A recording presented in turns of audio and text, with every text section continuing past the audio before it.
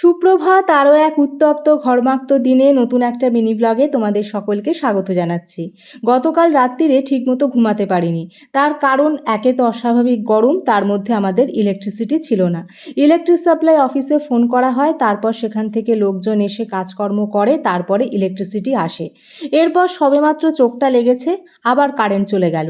একে তো অস্বাভাবিক গরম, তার মধ্যে যদি কারেন্ট না থাকে কি করে রাতে ঘুমাই বলো তো। গতকাল রাত্রিরে যখন ওনারা কাজ করছিলেন সেই মুহূর্তের কিছু ভিডিও ক্লিপিংসও তুলে রেখেছি, চলো তোমাদের সঙ্গে সেগুলো শেয়ার করি। আর এখন যাচ্ছি জামা কাপড় ভেজাতে, গরমে সকাল থেকেই কি অবস্থা দেখো। আর এই হচ্ছে সেই ভিডিও ক্লিপিংস, আমি গতকাল রাত্রিরে কিছুটা তুলে রেখেছিলাম।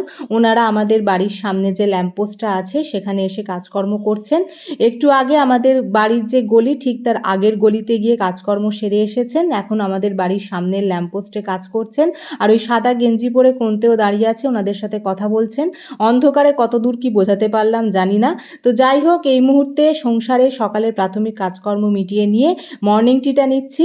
আর যে হারে গরম পড়েছে তাতে ওআরএস না খেলে আর চলছে না, বিশেষ করে যাদের প্রত্যেক দিন বাড়ির বাইরে বেরোতে হয়।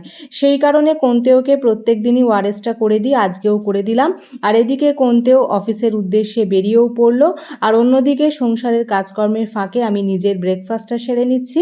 ব্রেকফাস্ট কমপ্লিট করে এসেছিলাম কিচেনে, তো ভাবলাম রান্নাবান্নার আপডেট যেটুকু যা হয়েছে সেটাই তোমাদের সঙ্গে শেয়ার করে নিই।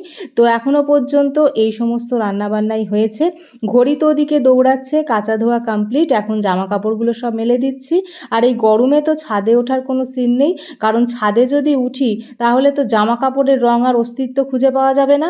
আর জামা কাপড় খুঁজে পাওয়া গেলেও আমি ছাদে ওঠার পর আবার যে নিচে নেমে আসতে পারবো তার গ্যারেন্টি নেই। এরপরে আমি ফ্রেশ হতে চলে গেছিলাম, আর এই মুহূর্তে ফ্রেশ হয়ে এসে লাঞ্চও আমার কমপ্লিট হয়ে গেছে।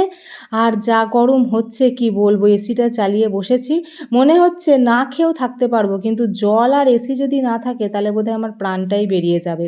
আর এই গরমে তোমরাও সকলে খুবই সাবধানে থেকো, আমি তো গরমে পুরোপুরি কাহিল। তোমরা সকলে বেশি করে জল খেও আর যতটা সম্ভব সানলাইট অ্যাভয়েড করো। তো আজকের মিনি ব্লগটা এই পর্যন্তই। লাইক শেয়ার সাবস্ক্রাইব করে দিয়ে পাশে থেকো। টাটা।